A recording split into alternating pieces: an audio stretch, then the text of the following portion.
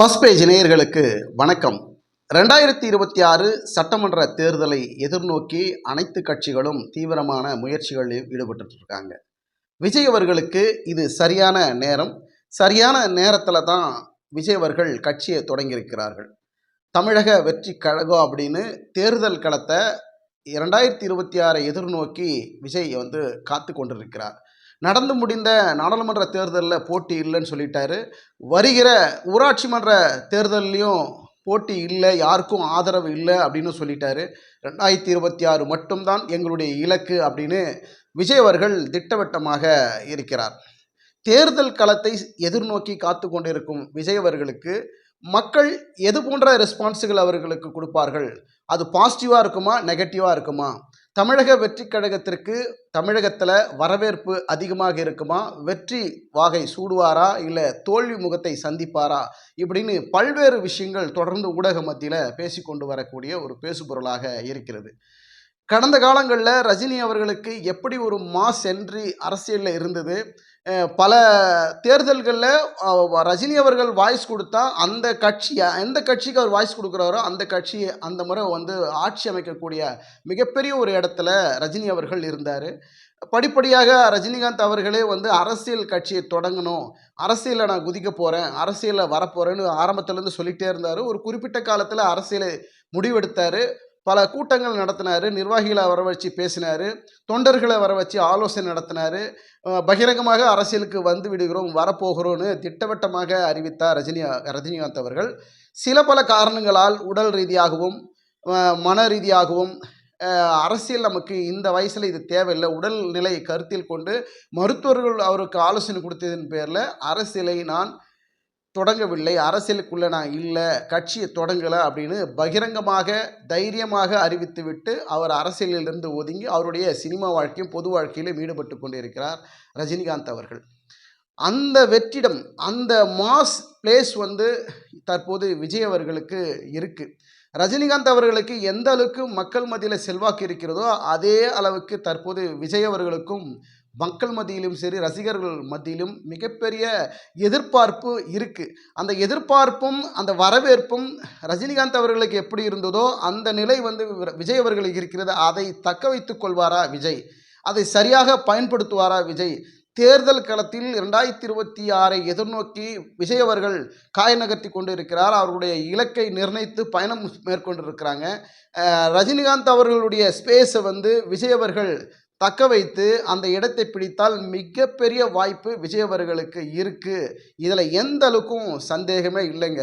கிட்டத்தட்ட பார்த்தீங்கன்னா 2026 சட்டமன்ற தேர்தலில் விஜய் அவர்கள் தமிழகத்தின் முதலமைச்சராக ஆவாரா, ஆட்சியை பிடிப்பாரா, அப்படிலாம் வாய்ப்பே கிடையாது. ஏன்னா நம்ம ஓப்பனாகவே பேசுவோம். இது விஜய் அவர்களை நம்ம உசுப்பேத்துற, அதாவது விஜயே சொல்லுவார், உசுப்பேத்துறவனு கம்முன்னு இருப்பான், அது ஒரு டைலாக் ஒரு சினிமாவில். அதுபோல் அவரை உசுப்பேத்துற விஷயமே இது இல்லை.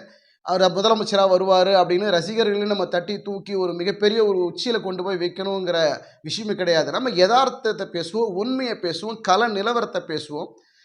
2026 சட்டமன்ற தேர்தலில் விஜய் அவர்கள் தேர்தலை சந்திக்கிறார் என்கிறதே மிகப்பெரிய ஒரு சாதனை தான் என்னை பொறுத்த வரைக்கும். அதே போல் அந்த தேர்தலில் ஜெயிச்சு அவர் முதலமைச்சர் ஆகிடுவார் அப்படிங்கிறதெல்லாம் நம்ப முடியாத ஒரு விஷயம். அது நிச்சயமாக நடக்க வாய்ப்பு இல்லை அப்படிங்கிறது பார்க்க முடிகிறது. ஆனால் அதே நேரத்தில் ரஜினிகாந்த் அவர்களுக்கு எந்த அளவுக்கு மாஸ் என்று இருந்ததோ இப்பொழுது அந்த இடம் விஜய் அவர்களுக்கு வந்திருக்கிறது. அந்த பால் அங்கேருந்து இவருடைய பால் இவருடைய இடத்துக்கு வந்திருக்கு. இவர் எப்படி ஷாட் அடிக்க போகிறாருங்கிறத பொறுத்து தான் அவருடைய அரசியல் எதிர்காலம் இருக்குது. அதே போல் விஜய் அவர்கள் சரியாக காய நகர்த்தி கொண்டிருக்கிறார். கடந்த அவருடைய படத்தினுடைய ஆடியோ லான்ச்சிலும் சரி, வெற்றி விழாவிலும் சரி, மக்கள் மத்தியில், மாணவர்கள் மத்தியில் ஒரு நிகழ்ச்சி நடத்தினார். அதாவது 12ஆம் வகுப்பில் முதல் 2, 3 இடங்களை வந்தவர்களுக்கு பரிசு கொடுக்குற ஒரு நிகழ்ச்சியில் மாணவர்கள் மத்தியில் பேசினார். நாளைய தலைவர்களை, நல்ல தலைவர்களை, குறிப்பாக அவர் சொல்கிற வார்த்தை, நாளைய சமுதாயத்தை உருவாக்கக்கூடிய நீங்கள், நாளைய நல்ல தலைவர்களை உருவாக்கக்கூடிய நீங்கள், உங்கள் கையில் தான் இருக்குது, நீங்கள் தான் நல்ல தலைவரை தேர்ந்தெடுக்கணும்னு அரசியலே பேசியிருப்பார் அந்த மேடையில். அங்கே சொல்வார், நீங்கள் போடுற ஒவ்வொரு ஓட்டும் நல்ல தலைவர்களுக்கு போடுங்க அப்படின்னு பல தலைவர்களை, தேச தலைவர்களை குறிப்பிட்டு அந்த இடத்துல பேசியிருப்பார். அதே போல் பார்த்தீங்கன்னா உங்களுடைய கையை கொண்டு உங்களையே நீங்களே குத்திக்கிற மாதிரி தான் இப்போது நடந்து கொண்டிருக்கிற தேர்தலெல்லாம் நடந்துக்கிட்டு இருக்கு. அப்படின்னா எதை சொல்கிறாருன்னா, ஓட்டுக்கு பணம் வாங்கி உங்கள் கண்ணை எப்படி குத்திக்கிட்டு பணத்தை வாங்கி நீங்களே கண்ணை குத்தி பாதிக்கிறீங்களோ அதே போல தாங்க. நீங்கள் ஒவ்வொரு ஓட்டுக்கும் நீங்கள் காசு வாங்காமல் யாருக்கு எந்த தலைவரை தேர்ந்தெடுக்கணும், யாருக்கு ஓட்டு போடணும்னு சரியாக முடிவு பண்ணுங்க. உங்கள் அப்பா அம்மா கிட்ட போய் சொல்லுங்க, அப்பா நீங்கள் ஓட்டுக்கு காசு வாங்காதீங்க.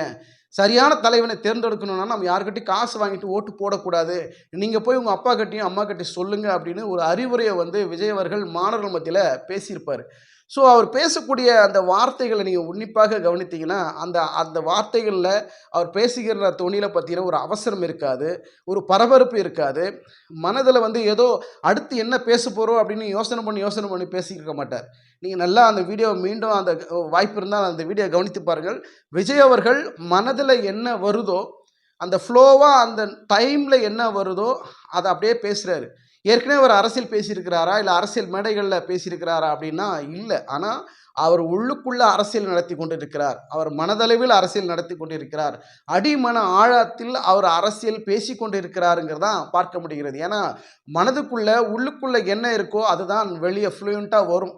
அதை அரசியலை ஏற்கனவே பயிற்சி பண்ணி பல மேடைகளில் அரசியல் பேசி அவர்களுக்கு வருவது எளிமையாக வரும், ஈஸியாக வரும். அது பெரிய அதிசயம் கிடையாது, விஷயம் கிடையாது. ஆனால் விஜய் அவர்கள் தெள்ள தெளிவாக பொறுமையாக அந்த வார்த்தைகளை அளந்து எங்கேயும் அதிகமாக பேசுவதோ குறைவாக பேசுவதோ அல்ல, கரெக்டாக என்ன வார்த்தை பேசணுமோ அதை சரியாக பேசுகிறார்.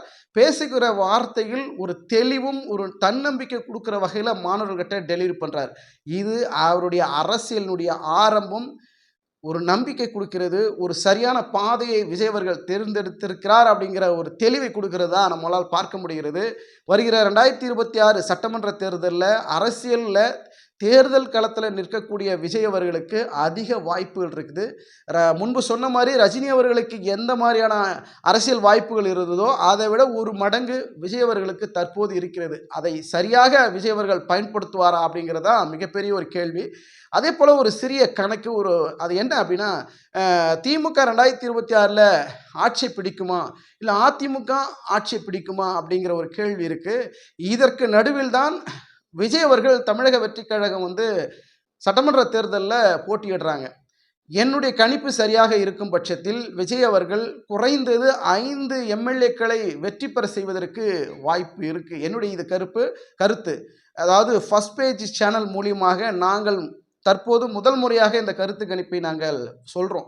எப்படின்னா, விஜய் அவர்கள் 5 எம்எல்ஏக்களை வருகிற சட்டமன்ற தேர்தல் 2026 சட்டமன்ற தேர்தலில் கண்டிப்பாக 5 எம்எல்ஏக்களை ஜெயிக்க வைப்பாங்க. கண்டிப்பாக அவருடைய தமிழக வெற்றி கழகத்தின் சார்பாக 5 எம்எல்ஏக்கள் சட்டமன்றத்தில் போய் உட்காரக்கூடிய ஒரு சூழலை விஜய் அவர்கள் ஏற்படுத்துவார். விஜய் அவர்களுக்கு அந்தளவுக்கு ரசிகர் மத்தியிலும் சரி மக்கள் மத்தியிலும் மிகப்பெரிய மாஸ் இருக்குது. அதை சரியாக பயன்படுத்துவார். மக்கள் சரியாக அவரை சூஸ் பண்ணியிருக்கிறாங்க. 5லேருந்து 6 எம்எல்ஏக்களை கண்டிப்பாக மக்கள் உருவாக்குவார்கள் அப்படிங்கிற கருத்து கணிப்பு நாங்கள் இந்த நேரத்தில் முதல் முறையாக சொல்கிறோம். இது வரைக்கும் எந்த சேனலுமே சரி, எந்த அரசியல் யூடியூப் சேனலும் இது வரைக்கும் சொல்லியிருக்க மாட்டாங்க. முதல் முறையாக ஃபர்ஸ்ட் பேஜ் சேனல் தான் இந்த கருத்தை சொல்லுது. இன்னொன்றும் நம்ம எதிர்பார்க்கலாம். விஜய் அவர்கள் நம்ம எதிர்பார்க்கிற அளவு மட்டும் இல்லைங்க, ஒரு ஆச்சரியத்தை ஏற்படுத்துவதற்கும் வாய்ப்பு இருக்குது. என்ன அப்படின்னா, எதிர்க்கட்சி அந்தஸ்தை பெறுவதற்கும் வாய்ப்பு விஜய் அவர்களுக்கு தமிழக வெற்றி கழகத்துக்கு கண்டிப்பாக வரும். அதாவது ஆட்சி பிடிக்கணுங்கிறது 2026 விஜய் அவர்கள் முதலமைச்சர் ஆவறதெல்லாம் அது பகல் கனவுங்க, அது வாய்ப்பு கிடையாதுங்க. ஆனால் 5 எம்எல்ஏக்களை உருவாக்கலாம். எதிர்க்கட்சி அந்தஸ்தை கூட அவர் பெறுவதற்கு விஜய் அவர்களுக்கு வாய்ப்பு இருக்குது. ஏன் இவ்வளோ தைரியமாகவும் இவ்வளோ கருத்து கணிப்பும் ஏன் இவ்வளோ ஆழமாக நாங்கள் சொல்கிறோம் அப்படின்னா, இன்றைக்கி தமிழகத்தில் பொறுத்த வரைக்கும் பல பிரிவுகளாக பிரிந்திருக்கிறது. திமுக அவங்க ஸ்டாண்டில் அவங்க தெளிவாக இருக்கிறாங்க. ஆனால் அதிமுகவில் பல பிரிவுகள் இருக்குது. பாஜக உள்ள என்ட்ரி ஆகிறாங்க. தமிழகத்தில் நாடாளுமன்ற தேர்தலில் தோல்வியை தழுவினாலும் ஓட்டு சதவீதத்தை ஓட்டு வங்கியை அவங்க அதிகரித்து இருக்கிறார்கள். அதை யாரும் மறுக்க முடியாது. தோல்வி என்பது எல்லாருக்கும் சகஜம். ஆனால் அவங்களுடைய வாக்கு வங்கியை உயர்த்தியிருக்கிறார்கள் என்பதைத்தான் நான் பார்க்க வேண்டும். அதே போல் அதிமுக இந்த தேர்தலில் படுதோல்வி அடைந்திருக்கிறார்கள். ஓட்டு வங்கியில் சரிவில் இருக்கிறாங்க. இதையெல்லாம் பார்க்கிற போது இந்த இடம் விஜய் அவர்களுக்கு சாதகமாக அமையும். இவருடைய ஓட்டு ஏன்னா ரசிகர்கள் கூட்டம் வந்து அதிகமாக இருக்கிறாங்க, அவர்களுக்கு தான் அந்த ஓட்டு விழும். கண்டிப்பாக இதில் மாற்றமே இருக்காதுங்க. இந்த ரஜினியுடைய ரசிகர்களுடைய ஓட்டு வந்து திமுகவுக்கு போய் விழுமா, அதிமுகவுக்கு விழுமா, பாஜகவுக்கு விழுமா அப்படின்னு கேட்டால் கண்டிப்பாக யாருக்கும் விழாது. அது விஜய் அவர்களுக்கு தான், தமிழக வெற்றி கழகத்துக்கு தான் அந்த ஓட்டு விழுமே தவிர வேறு யாருக்கும் அது மாறி போய் ஓட்டு விழ வாய்ப்பே இல்லை. அப்படி இருக்கிற பட்சத்தில் அதிமுக சரியான ஒரு நிலைப்பாட்டில் எடப்பாடி பழனிசாமி சரியான முடிவெடுத்து பாஜகவுடன் கூட்டணி வைத்தால் ஓரளவுக்கு அவர் அங்கே வந்து சமாளிக்க முடியும். இல்லைன்னா அதிமுக சட்டமன்ற தேர்தலில் கூட எம்எல்ஏக்களை பெறுவார்களா அப்படிங்கிற ஒரு கேள்வியும் ஒரு அச்சமும் இருக்கிறது. பொறுத்திருந்து பார்க்கலாம். விஜய்க்கு ஒரு நல்ல அரசியல் எதிர்காலம் இருக்கிறது. 2026 தேர்தல் அவரை வந்து ஒரு அடையாளப்படுத்தும், அரசியலில் ஒரு சாதிக்கக்கூடிய ஒரு வாய்ப்பு விஜய் அவர்களுக்கு இருக்கிறது. பொறுத்திருந்து பார்க்கலாம். விஜய் சாதிப்பாரா? பொறுத்திருந்து பார்க்கலாம். நன்றி, வணக்கம்.